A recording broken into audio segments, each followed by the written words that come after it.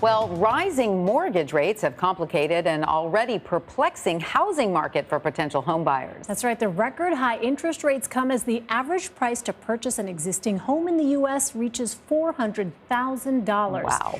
The average rate of a 30-year fixed rate mortgage jumped to 5.78% last week. That is the highest rate since 2008. Now, climbing mortgage rates continue to put pressure on the housing market, pushing the cost of home ownership even higher. Ooh, joining us now is George Ratiu. He is a senior economist and manager of economic research at Realtor.com. Welcome, George. Boy, you hear these numbers and you think, who can afford, to buy a house anymore? 30-year fixed mortgage rates continue to climb as the Fed is, of course, working to cool inflation.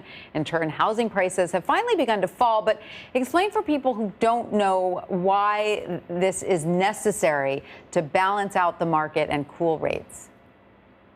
Tanya, that's a great question. And it's the question that I think is on the mind of not only financial markets, but many consumers who are seeing really the rates they're paying on credit cards, personal loans, auto loans, and of course now house loans really rise up tremendously. For the Fed, the task at hand is quite simple. In the wake of the tremendous monetary easing that the Fed put in place during the pandemic to really provide a floor to the economy and financial markets, all this money that's ended up in the economy, in addition to the broad economic shocks, right? We saw supply chain issues. We saw goods be stuck in ports, not being able to travel over the last 2 years. All of these have put tremendous pressure on prices. We're paying more for gasoline, daycare, clothing, and so on. So now the Fed's job is to really raise their short-term rate in order to make borrowing costs more expensive and actually cool demand for a lot of loans. Intrinsically, that's going to, in the Fed's view, going to bring inflation down. The trouble is that in this interim period, consumers and especially homebuyers are facing tremendously quick rising costs. Today's Freddie Mac rate at 5.81 for the 30-year loan actually is pushing the monthly mortgage payment $800 higher than a year ago. Wow. That's a 64% jump, a huge for most homebuyers. Really daunting to hear that. Yeah. And so the Federal Reserve will most likely raise interest rates by 50 or 75 basis points in July. So, George, how is this going to work? Do you think this will depress the housing market, or is this necessary then to actually open the door for more people who actually want to buy a home? Elaine, that's a critical point, and I'm glad you raised it. The truth is the housing market is absolutely in need of a reset.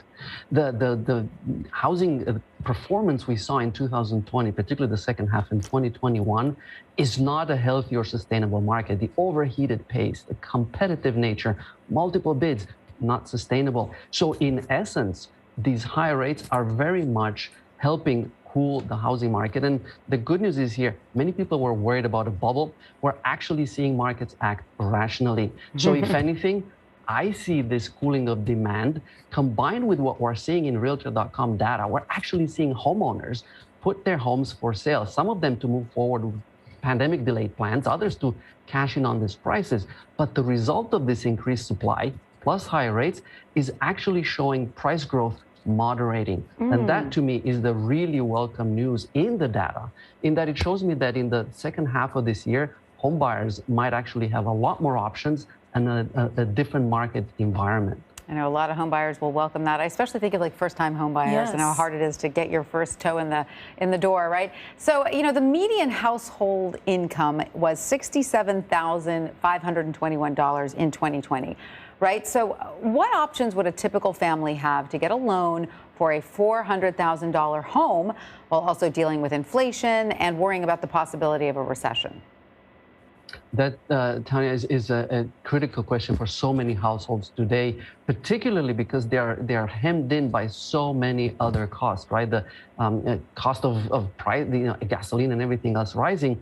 Obviously, at the median price, we produce a affordability distribution score, and we look at that median income of the market. About 27% of current listings on Realtor.com are actually affordable to that median income, which is not a lot. So I think for a lot of households, the name of the game in this market is to, number one, make sure that your finances are straight, make sure you get a approval letter, make sure that your credit score is in tip-top shape, and then ultimately, depending on your plans, another key component, think what your time horizon is. Do you plan to be in the current city, in your neighborhood, wherever you're looking to buy for at least 3 to 5 years?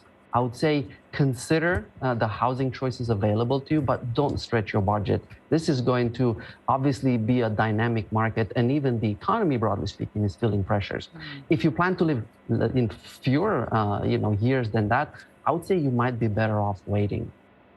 Yeah, there's so many Americans, George, who are really looking for any bit of guidance, whether it's buying a home or even just trying to make budgeting plans for the next few months. George Ratiu, really good to have your advice. Thanks so much for joining us. Good to be with you today. Thank you.